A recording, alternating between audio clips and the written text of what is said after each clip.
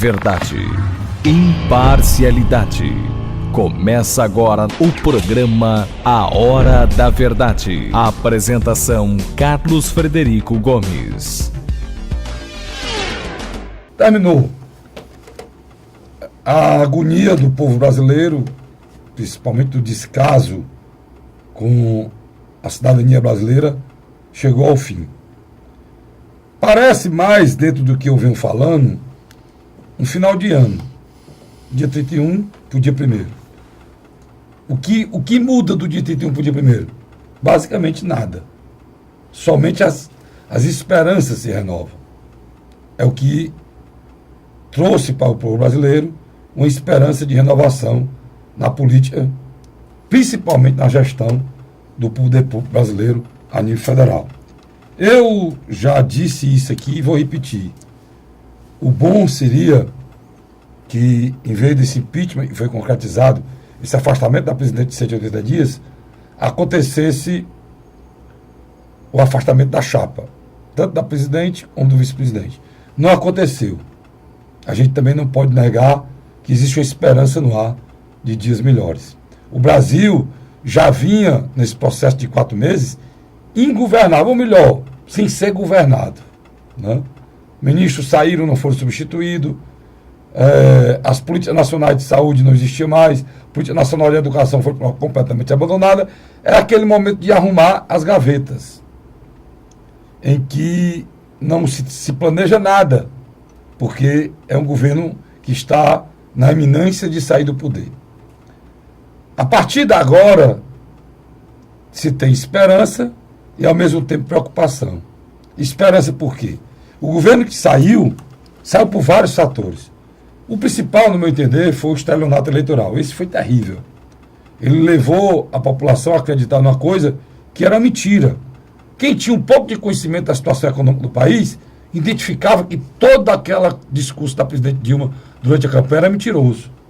Quem não teve, lutou e brigou e até se indispôs com pessoas, com amigos, com colegas e até com familiares para defender uma mentira que era vendida como verdade pela presidente Dilma. Esse foi o principal motivo.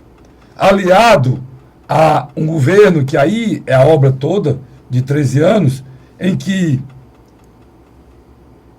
defendia a impunidade, tanto a impunidade que acontece nas ruas, como a impunidade dos políticos. A presidente Dilma nunca afastou nenhum político por corrupção. Ela os manteve, mesmo sendo provado que eram corruptos. A presidente Dilma, como muitas pessoas da esquerda, defendiam abertamente que assassinos, por ser menores, continuassem matando. A presidente Dilma, junto com o movimento minoritário, queria impor ao povo brasileiro a negação a princípios cristãos, como ao direito à vida, a ser contra o aborto. A presidente Dilma, junto com a minoria, queria impor ao povo brasileiro que uma criança, uns 5, 6 anos, teria que ser convencida que ela não era uma menina ou um menino. Ela ia descobrir depois se era menino ou menina. Esses erros clássicos de uma esquerda que, em vez de combater o juro alto, a exploração do trabalho, bater de frente com o capital, não. Ela preferiu discutir se um pai pode ou não dar uma palmada no filho. Todos esses erros junto com a proliferação das drogas, com a capilarização do crack, a destruição da família, levou a que esse governo caísse. Foi o conjunto da obra. Tudo isso junto com uma presidente, se for honesta, ela no mínimo omissa e incompetente. Você tem que ficar. A presidente é honesta? É. Então ela é omissa e incompetente. Se ela não for omissa e incompetente, ela é desonesta. Porque ela sabia e compactuava com tudo que está acontecendo. Então, acabou. Processo longo, difícil. Hoje, para muitos brasileiros, é o dia 1º. Dia 1º de um ano que começa. Porque esse ano de 2016, para o brasileiro, para muitos brasileiros, está começando hoje, com a esperança se renovando. E hoje está aqui comigo um companheiro, Fábio Távio, companheiro assessor na Assembleia, um homem que entende de gestão pública, e que eu trouxe aqui para me ajudar junto ao meu companheiro de sempre, Luiz, é consultor político desse programa, para que a gente possa analisar esse momento agora do futuro. Mas antes do futuro, Luiz, a gente ainda tem que avaliar a última, né, cartada terrível desse governo, mais uma loucura, e foi essa loucura do Valdir Maranhão. Né?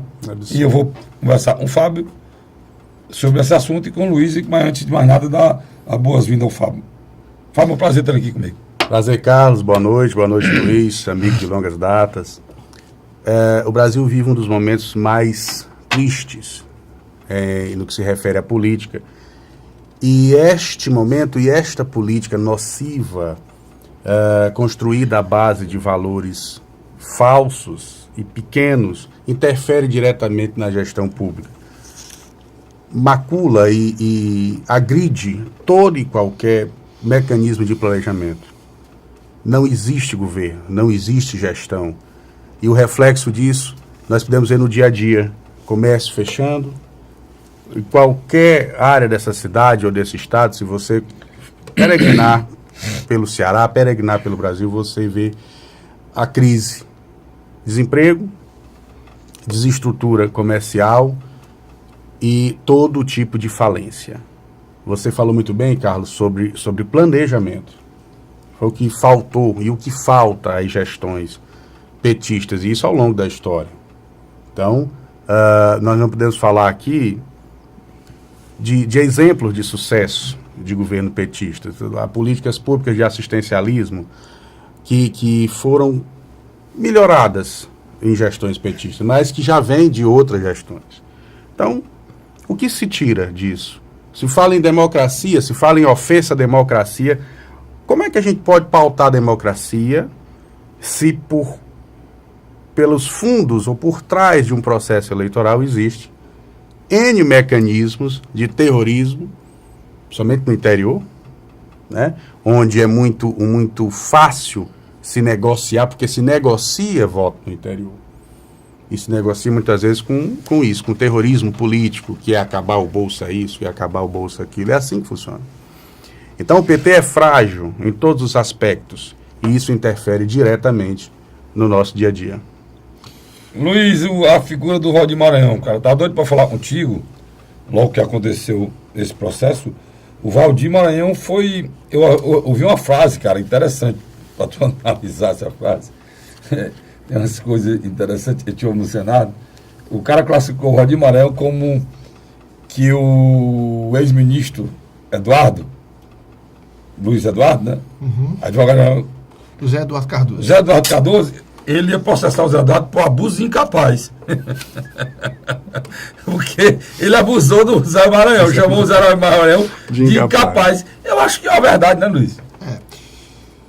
Primeiro nós temos que entender o seguinte, quando o Teóris Zavascki, junto com Rodrigo Janotti, naquela quinta-feira, praticamente desestabilizaram a mesa diretora da Câmara.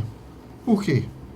Ali quem sustentava aquela mesa, querendo ou não, aqui eu não estou entrando no discurso ético e moral, não, era Eduardo Cunha. Você está falando capacidade de articulação, capacidade de comandar o processo. E ele tem. Ele tem, por exemplo, porque ascensão sobre os pares, ele tem. Conhecimento regimental, ele tem. Só que ele é um grande canalha. Não, eu não estou entrando nesse... Eu só estou lhe ajudando. Então, o que acontece? Quando você... A diferença é para o mal. Quando você tira o Eduardo Cunha e não coloca algo, pelo menos presumível, que consiga segurar aquela máquina, o que acontece? Essa desestabilização. Aí agora, Luiz, essa desestabilização foi em cima da incompetência dele. E foi falar, a gente falou aqui. Falou. Antes mesmo dele assumir, as pessoas diziam que ele não tinha competência para comandar a Câmara. Antes de acontecer esse fato. Mas o mais grave, isso foi patrocinado pelo Luiz Eduardo Cardoso, junto com o governador do Maranhão, Flávio Dino. E eu estou preocupado com o Maranhão, cara, porque o Flávio Dino está gastando o dia do Maranhão só em viagem. Graças a Deus que o impeachment acabou e o presidente foi afastado. Porque senão o povo do Maranhão, um estado pobre, o governador do Maranhão só fazia política, né? Verdade. Chegou ao ponto tal, toda essa articulação foi feita no final de semana. com aquele vice-líder, né? Exatamente. O O deputado do Pernambuco. Pernambuco. Esqueci o Do nome PT dele. do B. É. Então, o que é o Silvio Costa? Do PTB. No PT do B. PT do B. Partido Nanico. E o que acontece? Quando a gente assiste a questão grotesca, como é que você anula um processo que há vários meses foi montado comissão, foi discutido, foi Amplamente dado com direito de foi defesa. de defesa. Total Não, cara, se você olhar, presta atenção. incontestável. Se vocês querem, vocês dois, contextualizar isso, é muito mais grave. Luiz, houve um processo de impeachment que foi iniciado, que parou, que foi escolhida a comissão, que essa comissão foi destituída pelo Supremo. O Supremo criou outro rito. Isso, criou outro rito, outra maneira de votação, mandou para a Câmara. A Câmara passou a seguir o rito do impeachment, passou bem um mês esse processo para ser decidido. Foi decidido o rito pelo ministro do Supremo. Rigorosamente cumprido. A Câmara teve que fazer três sessões, 15, 16, 17, para dar voz para discussão durante a manhã, a tarde e a noite, durante 2 dias, rodando 24 horas. Nunca aconteceu isso na história desse país. No impeachment do Collor isso não aconteceu. Depois disso aí, antes de tudo isso, houve uma comissão que houve bate-boca, confusão, contraditório, advogado-geral da União, os membros do impeachment. Depois de tudo isso, esse processo sai de lá que a presidente Dilma não consegue 177 votos, olha, Luiz. 182. Pô, 132 votos. 172 votos. 172 votos necessários para barrar o impeachment, ou seja, evitar os 253, né? Não, favoráveis. Não, houve 267 favoráveis. Mas o quórum foi a mais do que se precisaria. Então, eu estou querendo chegar no ponto, cara. Depois de tudo isso aí, ele foi convencido por esses dois. Um ex-juiz, é o governador do Maranhão. É ex-juiz. Né? O Flávio Dino e esse louco.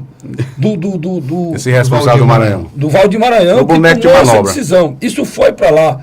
Cara, e no momento disso, que eu fico mais invocado é isso. Que esse processo não estava mais lá, cara. Agora o mais... Todo o processo de apuração já foi encaminhado pelo Senado, ou seja, a tramitação Câmara foi encerrada. E o Senado já tinha feito o mesmo rito de formação de comissão, de escolha de membro, plenário, que é o de principal. presidente de comissão, de relator, de relatório feito, relatório votado, comissão aprovada, já indo para o rito final, que é a leitura plenária. Que foi o que aconteceu ontem. Mas é mais interessante. A presidenta Dilma Rousseff, aproveitando a vacância e a saída de Eduardo Cunha, o que ela faz? Ela usa uma medida que lembra mais uma manobra política de Câmara de Vereadores de uma cidade de interior pequena. Você foi cirúrgico, perfeito. Um golpe. Não, perfeito. O que o Luiz está colocando, eu coloquei... A comparação foi perfeita. Ele está certo. É o tipo de coisa... Por exemplo, você chega a ter uma eleição da mesa e tem 2 presidentes. Termina com dois presidentes. Termina Nós tivemos aqui. Teve esse então, perfeito, Luiz. A comparação foi perfeita. Então, para encerrar, o que acontece? Na minha avaliação, o único que saiu favorecido por tudo isso foi Renan Calheiros. Por quê? O Renan teve a oportunidade de encontrar uma porta aberta para aumentar o cacique político dele na hora de negociação com Michel Temer. Para ele apareceu, foi o melhor dos mundos, né? O Maranhão foi a sopa e a colher, a faca e o queijo. Agora, valorizou a condução do processo. Exatamente. Né? Agora, é interessante, dentro do Partido dos Trabalhadores, da base aliada da presidenta, teve gente que disse que não acreditou naquela jogada. Ela foi tão inábil, foi tão burra, que a própria base aliada, que ainda sustenta a presidenta, que são poucos, uma grande maioria disse que aquilo dali... Não, mas Luiz, aquilo foi comemorado. Cara. Foi comemorado no Palácio Planalto pela Dilma. E a claquete dela. E por uma estrutura que foi montada para naquele momento acontecer aquilo. Foi comemorado nas comissões do Senado. Paulo Paim comemorou. E as pessoas que estavam lá na reunião... Os senadores da base comemoraram, acharam... Rapaz, a Gleice Hoffmann, absurdo, que tem que devolver 2 milhões aí, a Vanessa Graziotin, o seu Lindenberg Farias... Fátima Bezerra. E a Fátima Bezerra quase agrediu o presidente quando ele proferiu a decisão dele e desconsiderar o que, na madrugada, o próprio autor da matéria também desconsideraria o que ele fez. O que ele fazia. E aquela atitude do Renan foi de um acerto espetacular. E o pior é que eles, como senadores, deveriam elogiar a atitude do Aplaudir. porque eles estavam desmoralizando o Senado. Aquela atitude do Valdir, ela desmoralizava mais ainda o Senado. Agora, porque ele desmoralizar a Câmara, ele tá no papel, no poder dele. Mas ele não pode desmoralizar o Senado. Ele não pode dizer, ei, Senado, essa comissão que tu fez aí não vale nada. Ei, esse parecer do Anastasia não vale nada. Essa presidência do presidente não vale nada. O que vocês votaram, o que vocês discutiram, as horas perdidas aí não vale nada. Porque eu anulei uma coisa que eu fiz aqui, fizeram aqui. Então, aquilo foi de uma falta de respeito com o parlamento. Aquele homem, macho, era para ter sido caçado no outro dia. Imediatamente. Agora, o mais interessante de tudo isso, o Valdir Maranhão perdeu uma oportunidade ímpar. Porque segunda-feira agora já tem governo novo. E ele estaria sentado numa cadeira da qual o Michel Temer teria que negociar com ele. Diretamente. Ciro Nogueira, o presidente do Partido Progressista, senador pelo estado do Piauí, vai expulsá-lo. Já está decidido. Aí ele está saindo hoje ou amanhã, né? Agora, a decisão dele é para se afastar hoje ou amanhã. Dilma Rousseff preparou uma saída na cabeça dela, a Potiotra, um festival, que ela desceria rampa com os ministros, com os assessores. O ex-presidente Luiz Inácio Lula da Silva disse que não. Que ela não devia fazer isso, está na hora de parar. Não vai fazer, né? Hoje não fará, né? Tá entendendo? E o que acontece? De terça para quarta, Jacques Wagner começou a se reunir com os ministros. Teve uma reunião grande quarta-feira. Né? Não, de terça para quarta. Mas quarta ele teve reunião com todos. E aí ele decidiu, disse, olha, vamos ser todos exonerados. É interessante isso, é importante. Eu acho que... Menos o presidente do Banco Central, né? Não, é o Tobin, presidente do Banco Central, e o atual ministro dos Esportes, em função das Olimpíadas de 2016. Porque se for mudado, ele tem que repassar tudo para o novo ministro. Mas isso vai ser repassado a partir de segunda-feira, ele não deve ficar. O Michel Temer já escolheu também um ministro dessa área do esporte. Mas para ser bem breve, passar para o Fábio Tágera. O mais interessante de tudo isso, eu acredito que a partir de sexta-feira ou sábado, Dilma Rousseff simplesmente se torna um ser invisível. Ela pensa, Luiz. Então, mas ela pensa que ela vai ficar lá no palácio, lá na residência oficial da Presidência da República. Ela pensa que vai ficar lá e a imprensa vai acompanhar e ela vai rodar o país falando. E eu acho que eles estão redondamente enganados. Né? Ela vai ficar parecida, sabe com quem? Com o Bento XVI. Duas figuras. Você lembra do Bento XVI? Faz no paralelo aqui. Porque as coisas vêm na minha cabeça aqui de uma hora para outra. Faz no paralelo aqui para nós assinantes. Nós temos 2 papas. Ninguém sabe disso. Ninguém sabe disso. As pessoas sabem, mas se esquecem. Que o Bento... o Bento XVI ainda é papa. É papa emérito. Ele não morreu. Mas ele está lá numa casa de campo, não sei, lá na casa de campo. Onde é? Lá perto de Roma, lá. Mas quem é o Papa? É o Francisco. Papa Francisco. É ninguém se lembra nem do Bento XVI. A figura da Dilma hoje, durante esse período, que não deveriam fazer isso com ela. É figurativa agora. Não deveriam fazer isso com ela. A figura da Dilma é a figura do Papa Bento XVI. Vai estar lá e vai cair no esquecimento. Porque as pessoas... O Cunha. Tinha uma figura mais emblemática que o Cunha. Se você notar, daqui uma semana o Cunha não existe mais. Né? Agora é interessante. 2 figuras... A partir de segunda-feira são os grandes derrotados. Um é a Dilma, que eu já falei, e a outra é o Aécio Neves. Mas você vai me dizer por quê? Só no próximo bloco, depois de ouvir o Tágio. Tá certo. Tá certo? Eu tenho que ir para o rápido comercial, mas volto já, um instante só. Conversando aqui sobre o pós-impeachment, sobre o início, a possibilidade de um novo país ou de um velho país continuar. A gente volta já, um instante só. A Hora da Verdade. O governo do Ceará está participando em parceria com o governo federal da construção de mais uma etapa do residencial Cidade Jardim, no bairro José Walter, em Fortaleza. Um dos maiores empreendimentos do Minha Casa Minha Vida no Nordeste. Só este ano, 768 moradias já foram entregues na capital. Transporte na porta, moda de segura, que tá uma maravilha. Aqui tem tudo para a pessoa ser feliz. É o governo do Ceará cumprindo compromissos e garantindo casa própria para os cearenses. A Hora da Verdade. Estamos de volta agora com o nosso programa A Hora da Verdade, aqui na sua TV+, canal 15 da Multiplay, discutindo pós-impeachment, ou melhor, discutindo não, projetando e pensando no pós-impeachment. Luiz, tu falava o quê no segundo bloco? Até me esqueci. Não, no final primeiro bloco. No final do primeiro bloco, Sim. eu disse que os dois grandes derrotados desse processo, que é a posse do presidente interino Michel Temer, é Dilma Rousseff, que eu Sim. tinha dito que vai desaparecer, simplesmente vai se tornar um ser invisível. Você chamou ela de Bento 16, foi você. Exatamente. Fui eu, você não, fui eu, mas eu sei que foi você. Fui eu. Tá certo. E a outra figura é o senador por Minas Gerais e presidente nacional do PSDB, Aécio Neves. Ele também está morto. Esse está morto. Por que, Fábio Tágera, na minha avaliação, a partir do momento que no fechar das luzes, quando Michel Temer ia começar começar a falar o nome da sua equipe, do seu ministeriado, adivinha quem é o ministro da Justiça? O secretário de Segurança do Estado de São Paulo, a mando de Geraldo Alckmin. Eu fiquei feliz, sabia? Porque ele é um cara que ele tem experiência em combate à violência. E eu acho que o Ministério da O Justiça... Alexandre de Moraes. O Ministério da Justiça é uma das prerrogativas do Ministério ajudar a segurança pública. Da Justiça, no caso. Do Ministério da Justiça ajudar a segurança pública dos estados. E não tem feito. O que é que tu achou, Otávio? Bom, esse é um momento que a sociedade como um todo espera. O novo, essa renovação. A esperança depositada em Temer vem sendo debates em todas as camadas sociais.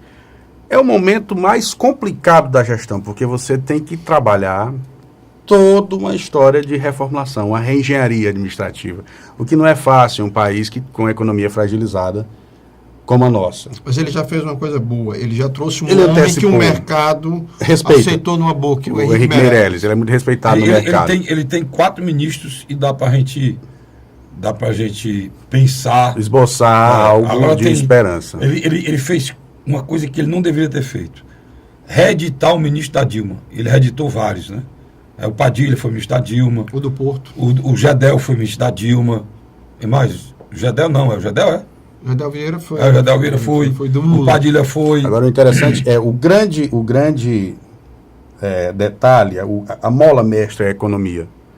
Não resta dúvidas. Então o Henrique, ele é respeitado internacionalmente, ou seja, a possibilidade dos investimentos retornarem ao Brasil, as empresas, E projetos partindo lá daquele princípio fora. do PCdoB e do pessoal do PCdoB, que tem essa mania de, antes de ver um problema nacional, ver logo um problema internacional, né?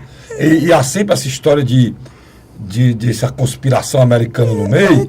Se essa conspiração americana acontecer, com Henrique Meirelles ser ministro da Fazenda, o Luiz, e os Estados Unidos vão mandar dinheiro para cá, porque eles conseguiram, se é um golpe, como eles disseram, o golpe teve sucesso. O que vem teve sucesso, porque nós vamos se reaquecer a economia. Se realmente os Estados Unidos estiver por trás de todo esse processo, tem, mas que venha uma essa conspiração, essa reestruturação econômica vai ser ajudada por quem maquinou, pode. né? Por quem maquinou. Que Eu acho que eu ouvi líderes de partido, que não produz, que não aponta soluções, que não sabem avaliar diagnósticos com se tratando de gestão pública, é inexpressível.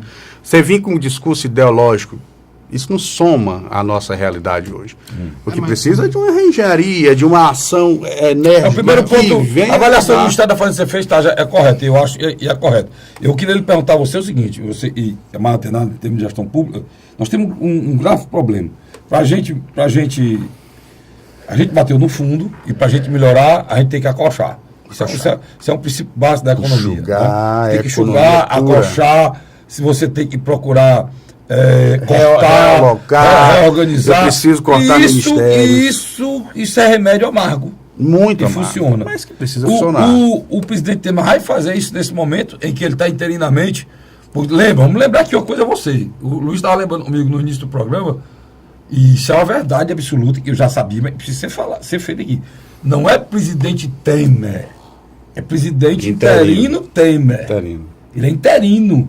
até o momento em que, a partir de hoje, iniciou um processo de afastamento e julgamento da presidente Dilma. O processo de afastamento, o processo de afastamento para ver o julgamento aconteceu. Agora nós estamos no período de julgamento do impeachment da presidente Dilma. Até ela ser, esse nome é francês, né, nosso, impedido ou não, vamos para o nosso português, até ela ser impedida ou não, o presidente Temer é interino. É interino, mas... E como interino, a minha pergunta é essa, como interino, ele vai ter que usar esses 4 meses de interinidade, vamos supor, 5 meses, para arrochar o que já está ruim. Em gestão pública, sim. É um período, Você acha que ele vai fazer isso? hábil, é um período em que ele já pode direcionar isso. Sim. Como o Maurício Macri fez na Argentina. Exatamente. Cara, mas o Maurício Macri foi eleito. Mas... O Maurício Macri, ele tem por trás dele toda uma estrutura de uma eleição ganha com o voto que permite que ele tenha 1 ano com essa lua de mel. Como o Lula teve e não fez as reformas. Não, mas não dá tempo de lua de mel. Não. Eu estou querendo dizer para você o seguinte, o Temer não tem isso. Mas não dá tempo. E esses 5 meses, aproximadamente 5 a 6 meses, ele teria, no meu entender, e tentar reorganizar o país sem piorar a vida do cidadão brasileiro.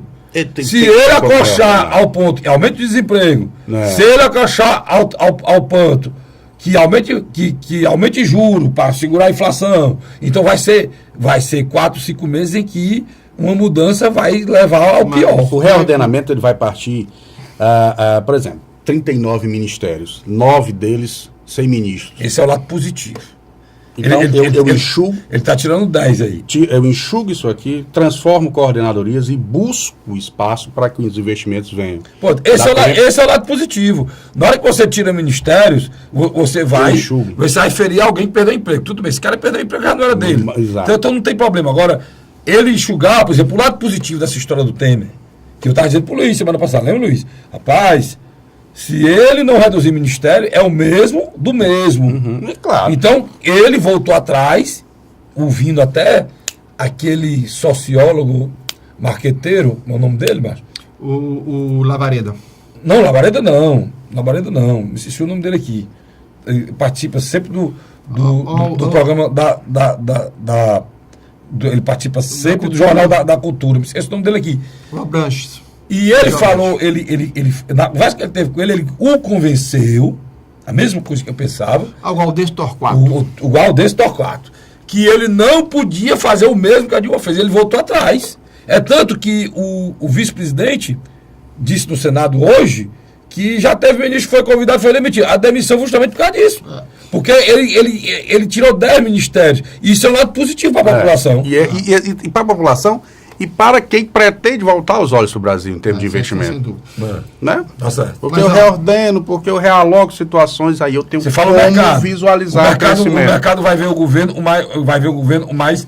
mais seriedade, com mais organização. Com outro olhar, mais organizado. E com uma base mais equilibrada. Outro problema que a gente tem aí. E aí o mercado interno tem como pensar em reordenar e reinvestir. Outro problema que a gente está vendo aí é que até o dia 20 agora, o déficit, que é de aproximadamente 100 milhões, não foi votado. O governo mandou para lá, não foi votado. E se não for votado, para um bocado de coisa aí, porque a questão orçamentária para. Então até o dia 20, até o dia 20 agora vai ter que ser votado. Fernando Henrique, Itamar Franco. Vocês vão votar um pouco mais atrás. Fernando Collor. Itamar Franco, FHC, Lula e a própria Dilma nunca tiveram uma base tão ampla como Michel Temer vai assumir. Isso é uma realidade. Não, peraí. E isso interfere diretamente nesses processos. Deixa eu só pontuar isso. Tu está colocando que a base... Interinamente. Não, peraí. Ele está colocando, isso aí eu disse aqui, ele tem razão. Mas só que ele vai prestar atenção que está errado. Tu está colocando que a base do Temer, a base do Temer é os 367 votos, né? Eu acredito... Tu está colocando que é o 2/3 do quórum qualificado que afastou a Dilma. Que não tem. Tu está colocando 54 senadores e 367 votos da Câmara. E não é, Luiz. Vamos com calma. Vamos com calma. Você tem, por exemplo, partido dele. Se unificado. Ele muda ele faz até a Constituição Nova amanhã. Vamos lá, o partido dele, unificado ao redor dele. Isso é um fato. Até Mas já teve a rodada até o Dilma. presidente- o Renan Calheiros, que era desafeto, hoje está próximo. Tá próximo. Vamos lá. Aí você tem o grupo do Centrão. PTB, PRB, PSD, PP e, por último, tem um outro partidozinho agora, que eu me lembro já. E o que acontece? Esses 5, 6 partidos estão com ele. Aí você tem PSDB, que era oposição, Solidariedade, que era oposição, DEM, que era oposição, Tem uma base muito boa. PSB, que está com discurso de independente, Mas vai vai apoiar pro os governo. projetos. Não, o PSB está votando agora no Senado de novo a favor do A favor do impeachment. impeachment. Então o que você tem? Ele tem Uma uma base sólida, base muito interessante. sólida. Ele tem o apoio dos empresários. Sim, também. essa base, Luiz, é isso que eu estou querendo colocar. Essa base que ele tem, ele pode imediatamente. Eu vou dar um exemplo claro para vocês entendem. Por exemplo, o país está com dificuldade econômica, tá, mas o país não tem aquela dificuldade econômica que ele tinha no tempo do Collor, que ele tinha no tempo do Sarney, que era o Brasil não tinha As tostão. hiperinflações. O Brasil não Sim, tinha sim, tostão. sim. O Brasil não tinha um tostão. Todo o dinheiro brasileiro é igual a Grécia, a situação da Grécia. Era insolvência bancária, financeira. O Brasil não vive mais É isso outra hoje. crise, é O outra Brasil crise. hoje ele tem 320 bilhões de reserva. Que graças a Deus, não permitiram que o Lula assumisse a Casa Civil. A Casa que eu tenho Civil, pra porque mim isso aí que seria se desfacelado. Seria desfacelado. Você Alocado e próprio. você tocou no ponto. O Temer pode usar esse dinheiro e dar um boom para o país melhorar. Carlos, De uma hora para outra, não usar os 320 bilhões, cara. Eu estou dizendo, o Brasil está com dificuldade para vacinar o povo, mano. Exatamente. O Brasil está com dificuldade para vacinar implantar programas contra a básicos gripe. de saúde. Aqui no Ceará morreu a 6ª pessoa de 2015 para cá com H1N1. Carlos, Mas o problema não é do... Que é um programa simples de vacinação. o problema não é do Camilo, não. O problema é que as vacinas que vêm a nível tem que nacional vir, não estão vindo. chega. Eu estou colocando bem claro para vocês o seguinte pensamento. Ele poderia pegar 50, 60 bilhões, né? Logo nos 4 primeiros meses. Fazer o quê? O que é que pode fazer, Cássio? É simples, cara. Retomar o Minha Casa Minha Vida, que é emprego, que é renda. Voltar com o dinheiro para os bancos emprestarem, que além... Voltar O enriquecimento da economia. Primária, primeira. A questão do FGTS, a questão do pagamento do seguro, desemprego, que não tem dinheiro para pagar, facilitar o atendimento, O acesso aos desempregados. São ações simples como essas que Que muda reaquecem a completamente o economia quadro. e que mudam o E cenário. você sabe, Taja, que, por exemplo, eu falei Minha Casa Minha Vida por quê? Porque é veloz, cara. Na hora que vai para a construção civil, atinge muita gente. Muito. Ao mesmo tempo. A cadeia Então, produtiva nesse segmento é muito eu grande. acharia, né? Isso, que ele iria fazer. São isso. ações simples e imediatas e que reaquecem, sem dúvida nenhuma. É. Que já pautam a nova possibilidade de agenda política e crescimento e nova econômica. agência de Porque, progresso porque, econômico. Luiz, se ele cair na cartilha do Levi, o Levi, Mas leva um ninguém câncer, fala nisso aqui, mas o Levi foi um dos atores principais da queda da Dilma. com cara. certeza. As ações A Dilma econômicas prometeu do uma Brasil. coisa no ideário de esquerda e fez o pensamento da direita ortodoxa, do Estado mínimo, de agradar o mercado. E na hora que você olha para o mercado e esquece a parte social, como a Dilma fez com o Levi, ela perdeu o discurso, cara. O Temer vai fazer a mesma coisa? É isso que eu estou querendo, é isso que eu estou falando na mesa aqui. Vamos ver a diferença de personalidade. Você tem uma figura como Michel Temer que desde 2000 comanda uma das agremiações mais difíceis de você conseguir um consenso, que é o PMDB. Ele consegue. Pela expectativa do poder, né? Não, mas ele consegue. A expectativa do poder, Luiz, ela é sempre mais forte do que o poder. Você é sociólogo, você sabe disso. Sei disso, sei Porque disso. o poder tem desgaste. Tem gente que está esperando o Temer aí que vai ser o céu. Na hora que não vira o céu, começa a ter desgaste, começa Mas cara, Federico, as defecções, os problemas. não é que o Michel Temer seja um mestre da vida, não. É porque o processo do governo Dilma estava tão parado, acéfalo, que qualquer coisa que você substituir ali não podia ser pior. Por menor, a ação menor que seja, é muito mais. Mas ele tem competência também. 3 vezes presidente da Câmara não é fácil, não. Ele foi 3 vezes presidente da Câmara. Olha, ele montou uma equipe. Ele conhece aquilo ali. Ele montou uma equipe ao redor dele, que vamos usar aqui um linguajar simples. Profissional. Padilha. Você tem uma figura como Moreira Franco. Não, bom. uma figura. Romero Jucá. Romero Jucá é um articulador nato. Não, da aí casa. é profissional da política. Padilha, profissional da política. Henrique Alves. o Romero Jucá, professor, o Henrique Eduardo Alves, e foi presidente da Câmara. Todos os profissionais da política. E o Moreira. Sarney, que o Moreira Franco, cara. Moreira Franco é muito outro bom. Professor do Rio e um articulador nato. O Fábio, você acha que o Fernando Henrique Cardoso bate de frente com Aécio Neves e leva o PSDB para dentro do governo Michel Temer por nada? Houve a compactuação paulista. Até agora só tem o Serra do PSDB, né? Não, tem esse ministro agora. Tem esse ministro de São Paulo agora. O da Justiça. Né? Da Justiça. O Kassab. Kassab é PSD. Comunicação. PSD. Estou falando do PSDB. Kassab é PSD. Do PSDB é o PSDB são o Serra e o Justiça. E o da Justiça, o caracão lá. Agora, eu estou querendo falar, é que falava-se na figura até do Tasso. O Tasso negou que poderia, o Ministério da Indústria e Comércio, né? Que não foi mais... A reserva moral, o Tasso Gereissati hoje é uma reserva moral na política nacional e local. Na minha avaliação, o Tasso joga com a probabilidade que lá na frente ele seja um dos prováveis nomes ungidos dentro do PSDB. Porque eu lhe digo uma coisa, a situação hoje do Geraldo Alckmin, administrativamente em São Paulo, não é fácil. A figura do Aécio, na minha avaliação, não consegue se reinventar. Não tem mais consistência, não tem como, a reciclagem não existe. E o Serra é batido. O Serra perdeu três. Foi 3 eleições, Serra perdeu? Serra 2. Duas eleições. E viemos e convenhamos, vai para o Ministério que não é uma vitrine. Relações internacionais não... Relação exterior. Não. Mas só que eu estou lembrando uma coisa. Tem gente que... Como a gente faz uma avaliação aqui muito séria, sem ser partidária, você ouve coisa aqui que você não ouve em canto nenhum. Porque aqui nem... Se o cara for falar partido aqui, eu não aceito. Um partido ninguém avalia nada que presta.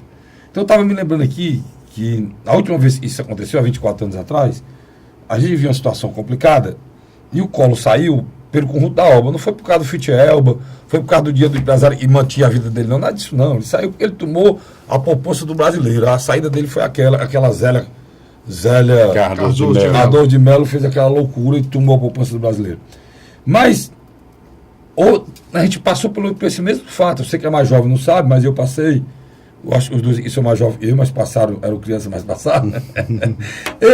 A gente, o dia após o impeachment, era cheio de dúvida. O Itamar assumiu. O Itamar era um político mineiro, com muita credibilidade, mas assim, meio maluco. Né? As pessoas achavam que ele não tinha competência, não tinha maturidade. Postura. Mas o Itamar, cara. Olha, eu estou dizendo para você, o Itamar, Luiz, vamos pontuar isso aqui. O Itamar. É homem sério.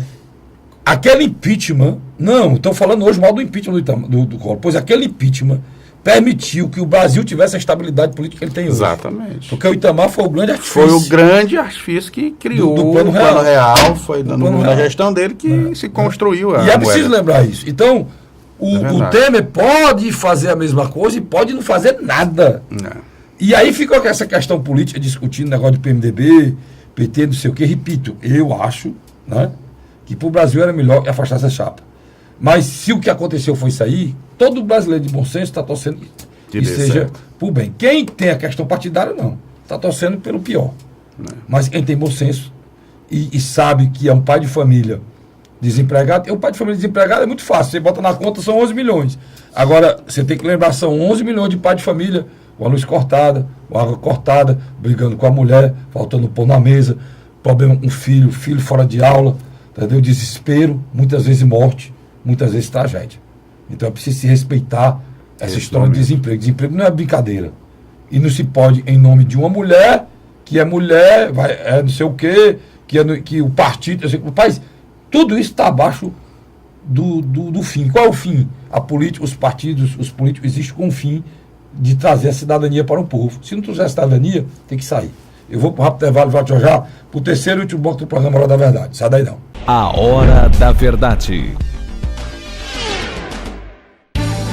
O governo do Ceará está participando em parceria com o governo federal da construção de mais uma etapa do residencial Cidade Jardim, no bairro José Walter, em Fortaleza. Um dos maiores empreendimentos do Minha Casa Minha Vida no Nordeste. Só este ano, 768 moradias já foram entregues na capital. Transporte na porta, moradia segura, que tá uma maravilha. Aqui tem tudo para a pessoa ser feliz. É o governo do Ceará cumprindo compromissos e garantindo casa própria para os cearenses. A Hora da Verdade. Estamos de volta agora com o terceiro e último bloco do programa Hora da Verdade. Está aqui meu companheiro de sempre, Luiz Cláudio, e hoje recebendo a visita do Fábio Tarja, nosso amigo, que se encontra todo dia na Assembleia, assessor do meu amigo Tomás Holanda. Tomás Holanda, futuro prefeito de Xaramubim. Estou dizendo aqui que as possibilidades dele são grandes. É uma pessoa que eu tive uma conversa com o Tomás sobre o que ele pretende fazer lá em Xaramubim, se der certa eleição dele. Fiquei entusiasmado, porque ele está para um pensamento administrativo da linha correta do planejamento administrativo de um município. Fiquei impressionado com o pensamento dele. Só disse para ele juntar aqui, o que ele pensa com a política do interior e conseguir fazer é difícil. Ele disse que conseguiu. Mas a arquitetura não é fácil não. Não é fácil não. Mas estava aqui o Fábio, e não sei mais, eu falando de planejamento político do interior, Luiz, a engenharia política do Estado do Ceará vai mudar com essa mudança agora da Caixa Nacional. Sem dúvida, sem dúvida. Você tinha um condomínio político-administrativo liderado por Cid Gomes e Ciro Gomes, vitoriosa. Esse grupo vem ganhando as eleições desde 2004 em Fortaleza. O Cid não perdeu nenhuma eleição. Não, 2004 em Fortaleza. O Cid, 2006. O Cid, mas da carreira política dele, depois de presidente da Assembleia, sem dúvida. Basta dizer isso. Ele, até agora, ele não perdeu nenhuma eleição. Desde 96. Não, nenhuma eleição. Mas vamos voltar, focar mais aqui em 2004. Ele só sendo aqui. Foi eleito presidente da Assembleia, foi eleito prefeito de Sobral. Foi reeleito prefeito de Sobral, a maior votação da história de Sobral. Passou 2 anos estudando, voltou, foi eleito governador. Reeleito governador, a maior votação da história do Ceará. 2 prefeitos da capital em 2008. Lá em Sobral ele reelegeu quem ele quis, voltando para Sobral, 5 depois eleições. Que ele saiu, o Leônidas e depois o vice, o Veveu. Aqui em Fortaleza, que não tinha hegemonia com o governo, com a prefeitura, ele fez. Ele criou. Reelegeu a Luziane e depois elegeu o Roberto Cláudio, né? E no final tirou um candidato fora do seu partido e fez um candidato do PT, que foi o Camilo. Então, esse governador não perdeu nada. Você está querendo dizer o que agora, a partir de agora? Você tem um bloco a nível nacional que vai ser oposição. PT, PDT e PCdoB. O que acontece? Administrativamente, o governador Camilo Santana deixou bem claro que vai apoiar Roberto Cláudio. Se tinha uma dúvida, Fábio Tágira, se o Diretório Municipal de Fortaleza iria lançar candidatura própria. Morreu a dúvida. Não morreu.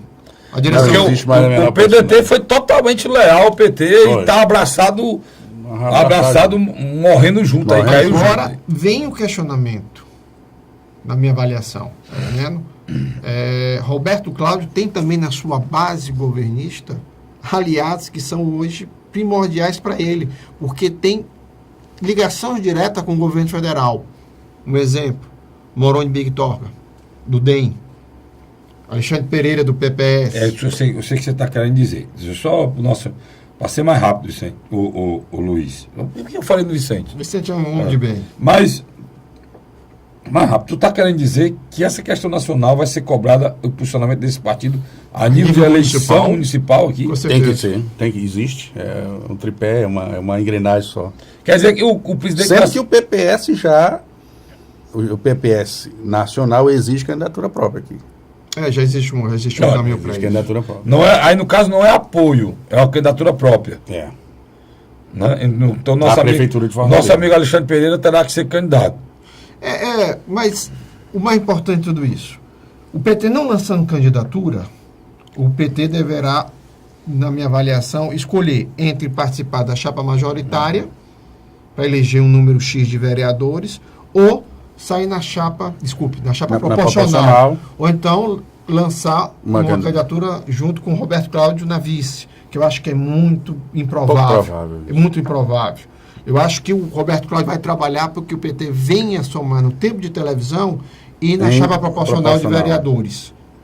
Aí tudo bem. O problema é que você tem também artificialmente criado uma nova oposição no estado do Ceará. Ela não era unificada.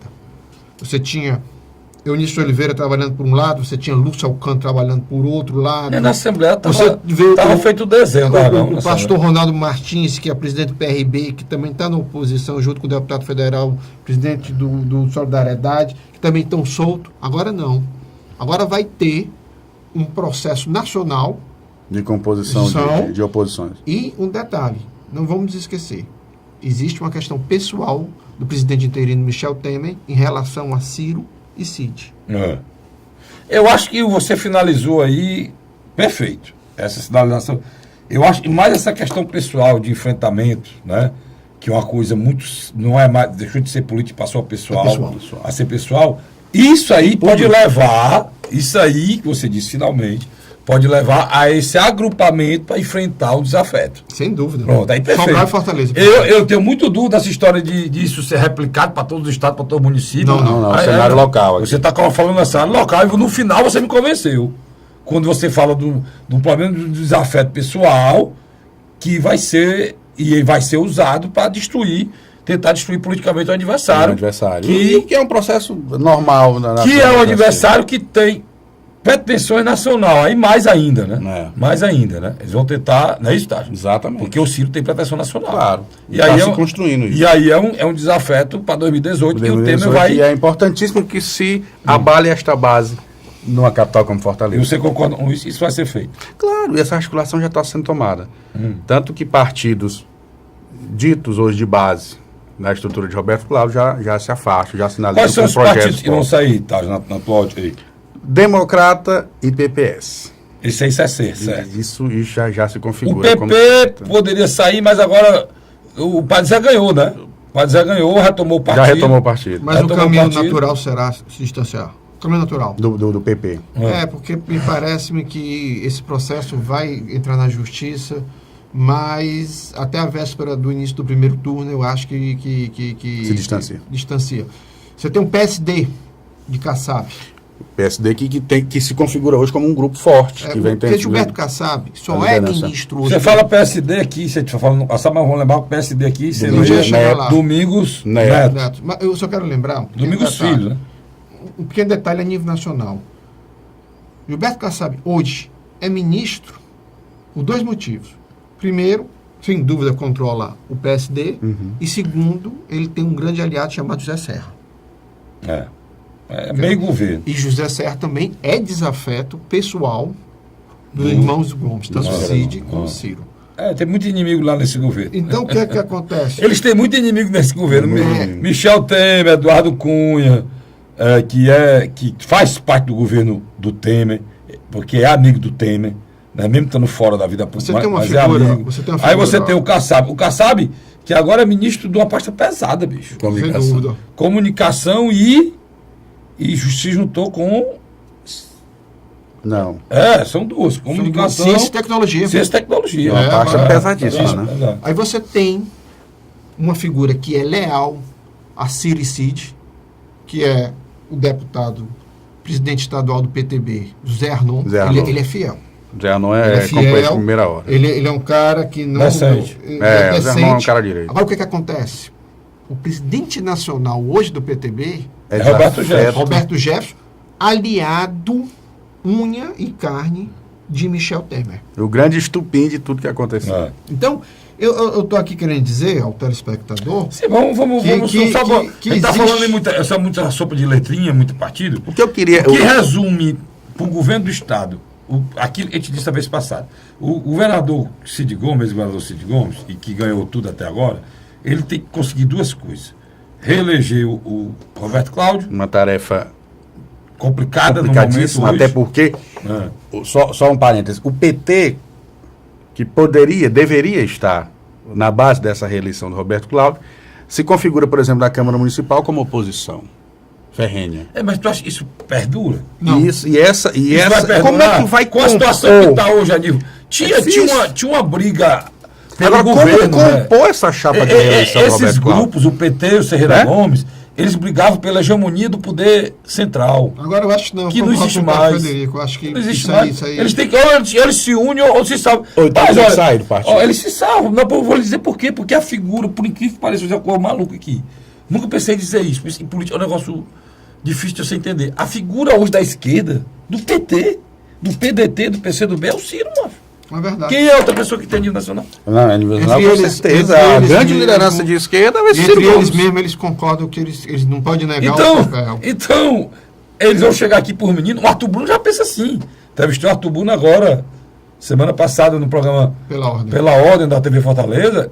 Eu entrevistei de 1 hora com o secretário do Meio Ambiente. Ele disse claramente, Carlos, PDT e PT junto. Agora, esse Hã? discurso... O PT deve ao PDT a lealdade dele. E o PT tem que retribuir isso. O Arthur foi muito claro em relação. Confiar na lealdade do PT é complicado. Não, mas é o que Muito complicado, até é o porque, que ele cara, acha, né? O que é que se configura ainda hoje, falando No imaginário popular, você quer falar? Não, e em discurso de plenário de Câmara? Rapaz, a candidatura. O que Complicado. tinha no PT hoje contra era a Sana pela Prefeitura de Fortaleza. O PT hoje não pode mais pensar nisso. Pensa Por quê? não, pensa não. Porque cadê o projeto? é preciso começar a cadê mudar. o poder central? A Luziane vai ser candidata sozinha? Eu entendo perfeitamente essa O Elmano articulação pode e ser essa candidato linha. sozinho? Não pode. Hã? Agora, o é preciso- Elmano e a Luziane poderia ter, hipoteticamente, o apoio do presidente Lula e da Dilma se ela fosse presidente. Agora Mantendo acabou, isso, morreu. acabou. Morreu. Então, o que resta a quem está derrotado é se unir, cara. Política é assim. Né? Porque, por exemplo, o início da derrota desse governo foi a divisão do PT. Interna. Quantas vezes a gente discutiu aqui, Luiz? As várias, inúmeras O tendências. Fogo Amigo, o Né? Mercadante. Quem era Mercadante? O grande inimigo do Lula. Do Lula.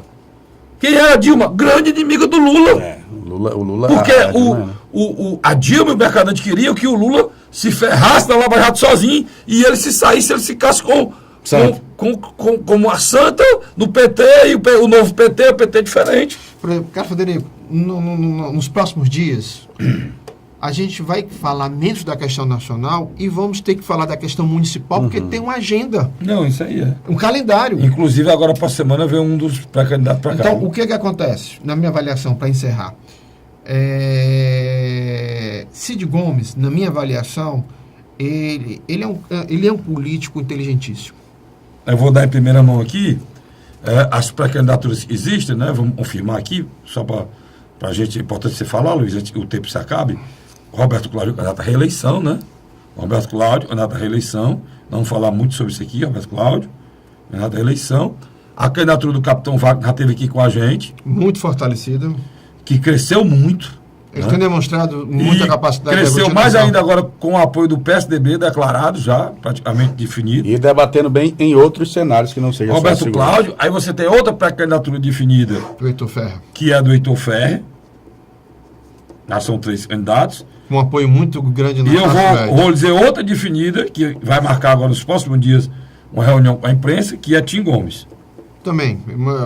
Candidatura definida, com aproximadamente 4 partidos De fazendo apoio. parte que eles sempre. Que ele sempre. E quem Agora- puxou o agora- primeiro discurso? Que ele sempre candidatura. teve influência. Não é novidade esses partidos que o Tim sempre trabalhou. Agora lembrando A mais. candidatura do Tim Gomes. Deixa eu lembrar mais uma coisa. Pois não. A candidatura do Tim Gomes praticamente coloca a certeza do segundo turno. É. Por quê? Se Tim Gomes for candidato com esses 4 partidos que a gente vai citar mais lá na frente, todos esses 4 partidos vão sair da onde? Da base aliada de Roberto Cláudio. Que foram lá pelas mãos dele, né? Também, Anteriormente, né? lógico, também. E é natural que se ele sair, Vão com ele. vão com ele. Os partidos estão com ele desde o início da formação. Essas composições. Da composição. Você tem uma candidatura como Renato Rosendo, que tem um recall. Renato Rosendo. Aí tem o Renato Rosendo. Que tem um recall. Que não deixa de ser um forte. discurso Renato Rosendo, novo, né? que também já esteve aqui com a gente, né? Eu acho que é os nomes mais fortes, não tem mais. E É a o que se possibilidade do configura. Vitor, no PMDB. Eu acredito que não. Eu pessoalmente. O Taja, que é mais próximo do PMDB, Taja. Existe um debate muito forte em nome de alguns nomes lá. Vitor. Então você acha que o o PMDB próprio vai Marcelo apoiar. Mendes Vai e Gaudencio apoiar Lucena. O PMDB o PMDB O tem PMDB candidato. tem candidato. Então, Vitor, Marcelo Mendes e Gaudêncio Lucena. São o nomes que debatem. Marcelo andou falando aí como candidato já, inclusive. Agora, eu penso- Que está no debate, que puxou o debate. E o Gaudêncio Lucena. O Gaudêncio. Né? Eu posso ser sincero? Deixa eu discordar aqui um pouco de você e do Fábio Tágio. Quem tem densidade eleitoral aqui, me perdoe. Quem tem densidade eleitoral aqui hoje chama-se Vitor Valim. Com certeza. Pela Densidade. espaço popular. Não sei se tem a confiança política, que é o principal. Que É o que decide. Do mandante do partido, que é o Eunício, né? Agora, densidade ele tem. O Marcelo também, eu refuto mais até ainda do que o Gaudêncio, porque o Marcelo foi vereador. Foi construído um mandato muito técnico lá, apontando soluções. O Marcelo foi a grande revelação da Câmara naquela altura dele. Eu acredito que o PMDB não lançará candidatura própria. Eu, pessoalmente. Eu acredito que, fechando o acordo Capitão Wagner e PSDB, na minha avaliação, a figura do Eunício, sobra apoiar o Heitor. Que, além de ser uma candidatura competitiva, ele agrega, tá entendendo? Porque se ele apoiar o Capitão Wagner, vamos dar exemplo. Se ele apoiar o Capitão Wagner, uma coisa aqui. Ele chega atrasado, porque o PSDB já me diga apoiou. uma coisa aqui, qual é a grande vontade? Então, só tem 2 minutos, tem que ser rápido. Tem que ser rápido. Qual é a grande vontade de Eunício política? Não, ser governador do Estado do Ceará. Ou melhor, ser governador do Estado derrotando o grupo que ele fez parte até um dia desse, é o grupo do Ferreira Gomes. Não tenho a menor dúvida. Essa é a grande vontade? Meu irmão, ele sabe que aquela divisão na eleição passada não levou a nada. Hoje ele sabe que o primeiro passo para derrotar, para ganhar o governo do Estado, é perder Fortaleza. E se ele tiver chance, para isso ele tiver que se aliar ao Capitão Wagner. Agora, só um detalhe. Que é a aproximação mais viável. Aí para encerrar, só um detalhe. Se Tasso Gereissati, e o Fábio vai concordar comigo, abrir mão da candidatura própria em Sobral e apoiar o deputado federal Moses, eu acredito sim, eles vão junto com o Capitão Wagner. Tudo depende. É um desenho. Tudo depende de Sobral e Fortaleza, estão interligados. E Sobral e Fortaleza. Sobral tem uma questão primordial. Porque o professor Guimarães hoje está no PSDB. Sobral tem uma questão primordial por Eunício e por Cid e por Ciro. Como é que o Ciro é candidato a presidente e perde na terra dele? Não pode. Não pode. Pode. E é o que o Eunício quer. É derrotar um possível candidato da própria terra dele para acabar com a possibilidade até dele ser candidato a presidente. Né? Então, tudo isso. E o que é crucial para o Ferreira Gomes? É ganhar Sobral e Fortaleza. Sem dúvida. É manter o status quo. É. Se eles conseguirem isso, Chama uma grande vitória. mesmo com todo esse quadro nacional adverso, ele se mantém como a grande liderança do Estado do Ceará. Exatamente. Esse é o grande desafio deles. Né? Concorda, Fábio? Com certeza. Se conseguir a vitória nessas 2 cidades, acabou. Irmão, obrigado pela sua presença aqui. Estou por aqui sempre que precisar. Pronto, O prazer foi meu. Vou chamá-lo, foi ótimo ter a sua presença aqui. Luiz hoje tomou água de chocalho, não deixou falar nada. No terceiro bloco, quase sempre. Só começa a falar no terceiro bloco. A você, assinante, obrigado aí pela honrosa audiência de toda quinta-feira. E na próxima semana a gente vai estar aqui discutindo. Já na próxima semana já vai ter aqui mais um pré-candidato a prefeito de Fortaleza. Até lá, se Deus quiser.